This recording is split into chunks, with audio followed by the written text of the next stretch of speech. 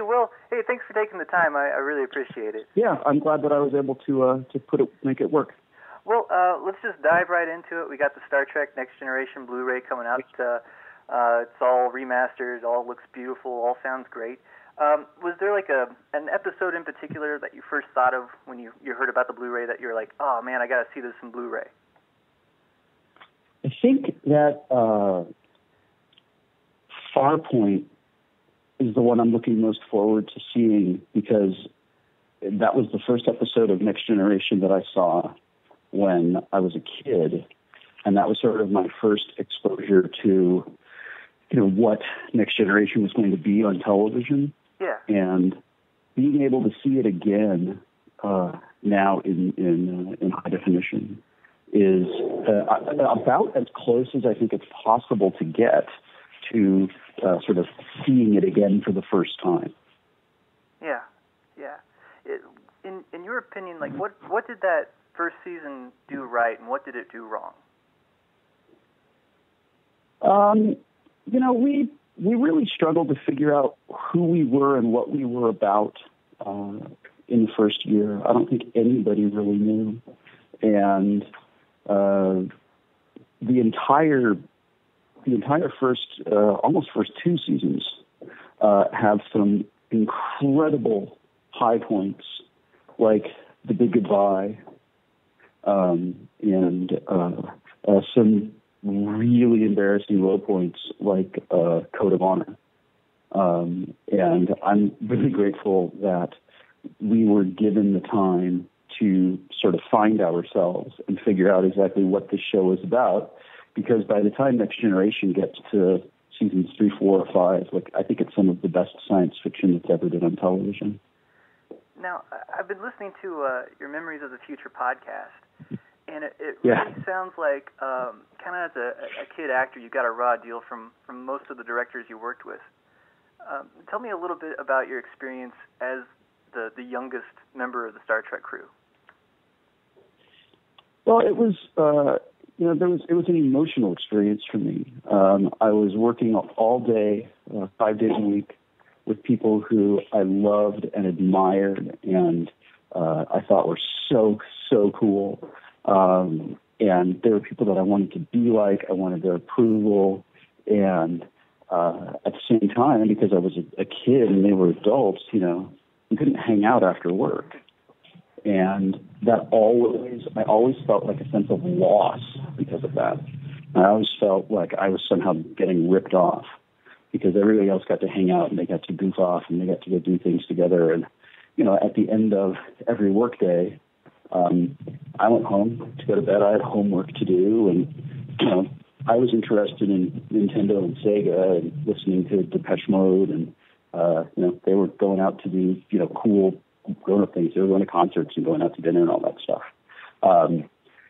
So I really felt like I missed out on a lot of things. And it's been very recently, in the last couple of years, that I've gotten together with some of the members of the cast, and it's been fantastic to go out and have dinner and go out and have drinks and talk about the things our respective children are doing and kind of relate to each other finally as adults. Yeah. Now, I've really been enjoying the Memories of the Future podcast. Are we going to get a volume 2 anytime soon? Yeah, that was published in 2009, and my plan was to write and release Volume 2 by the end of 2000. And after making those incredibly amazing, well-formulated plans, I started working so much on Leverage and Big Bang Theory and Eureka that I just didn't have time to sit down really and do it. And in my time off, kind of the last thing I wanted to do was sit down and write after I had been, working as an actor all day long and creating. After spending all day creating a character, I didn't want to go back and sort of switch gears and do the humor and the reflection that I think makes Memories of the Future a book that people enjoy. So I'm about 2/3 of the way through it. And, as I have said for the last 3 years, working very hard to get it out by the end of the year. Can you give us a little preview, maybe a story from that will whet our appetites for Volume 2? I have some things planned for the Starfleet Academy episode "Coming of Age." Excellent. That I have read in public a couple of times.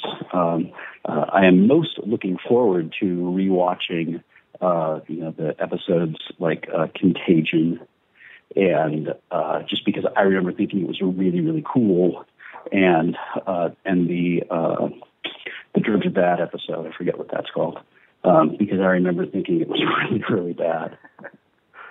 Awesome. I got to ask you about your time just after you left Next Generation, when you went to go to work with New Tech in Topeka, Kansas.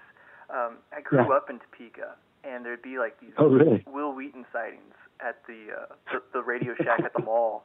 Like every time I went to the mall, I'd be like, man, maybe this is the time I get to see Wil Wheaton at the mall. Tell me a little bit about your time away from Hollywood, and maybe how that's some of those lessons that you've learned your time away that you're still using now. Well, by the time I stopped working on Star Trek when I was 18, I had been working full-time as an actor for 11 years. I had never really known what it was like to just be a normal person with a regular life. And I had a lot of conflicting emotions at that time. I was really excited to jump into the world and go back into working in film, and I was really excited to have some time to myself to do some regular things that regular people do. And I was also sort of like, I was kind of getting tired of the entertainment industry. And all of those things all together created a great deal of turmoil for me. I was invited by the owners of New Tech to go to Kansas for one of their Christmas parties.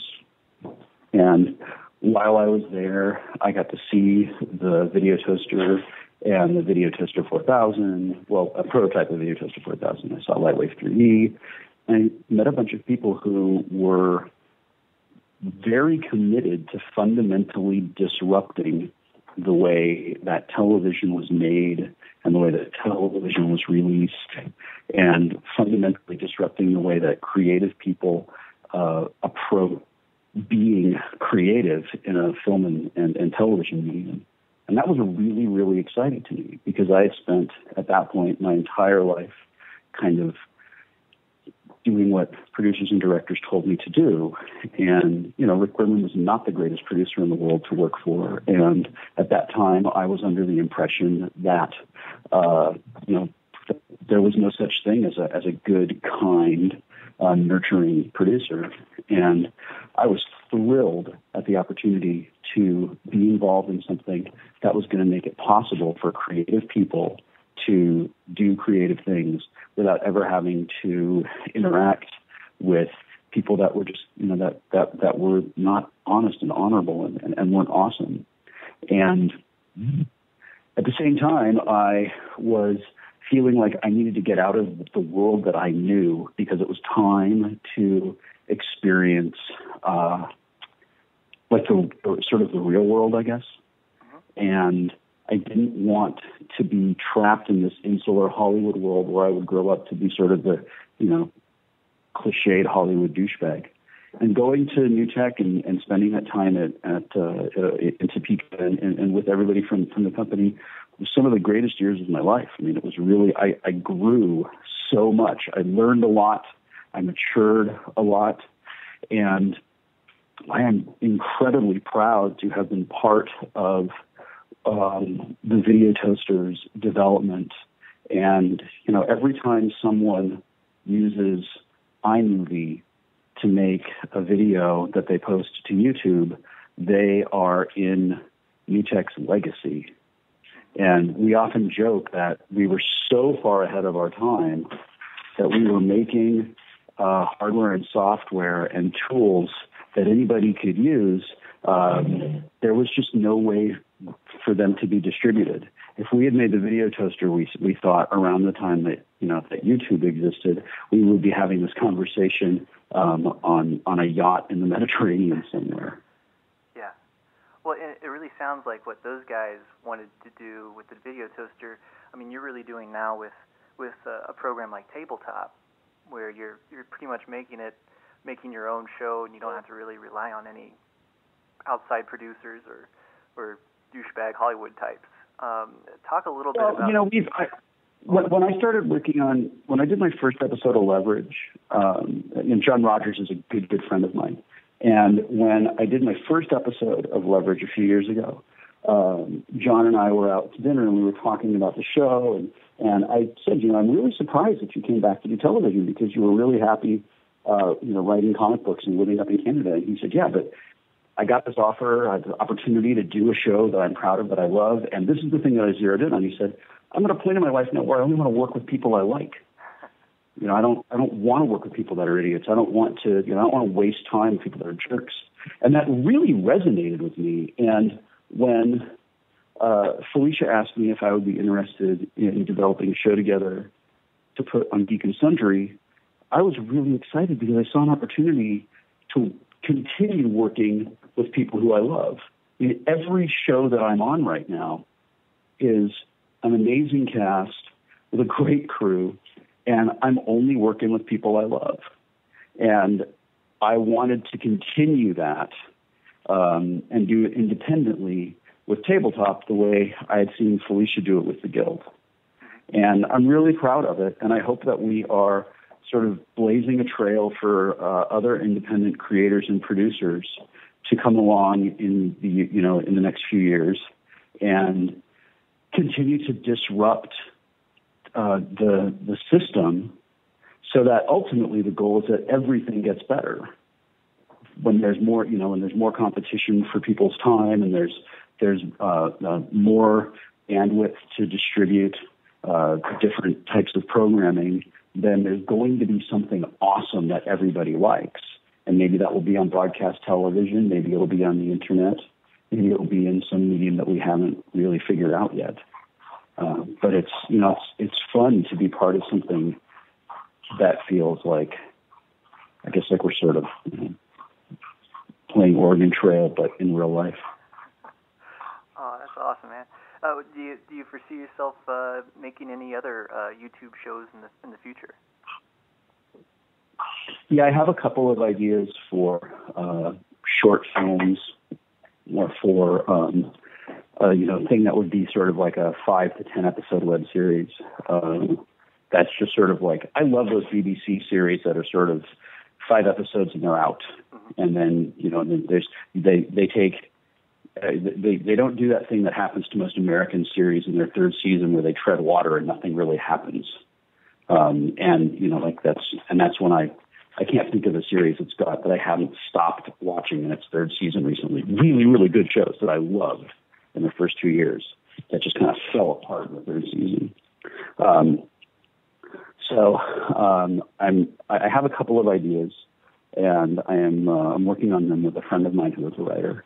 And rather than try to take them into Hollywood and have to do the meetings and the pitch meetings and have a giant and worry about like having a big budget and having to support a big studio infrastructure and all that stuff, the idea of doing these things on a smaller independent scale and putting them online is really, really attractive to me. I think that you can sort of split the world into people who understand that web video is not really is not in any way significantly different from broadcast television in terms of audience and things like that. But it's then there are people who are determined to make it something completely different and sort of view it as a ghetto. And it's the same thing that I saw happening when blogging started to spread around the year 2000, 2001. And back then, you could split the world into people who understood what was happening, saw how things were changing, and moved into a new world, and then the other people that sat there and are still trying to catch up. So I'm really excited about producing things independently for YouTube or Vimeo or whatever comes along. Excellent. Hey, well, those are all the questions I got. I really appreciate your time, Wil. Thanks so much. Yeah, it's a pleasure to talk to you. Have a really great afternoon.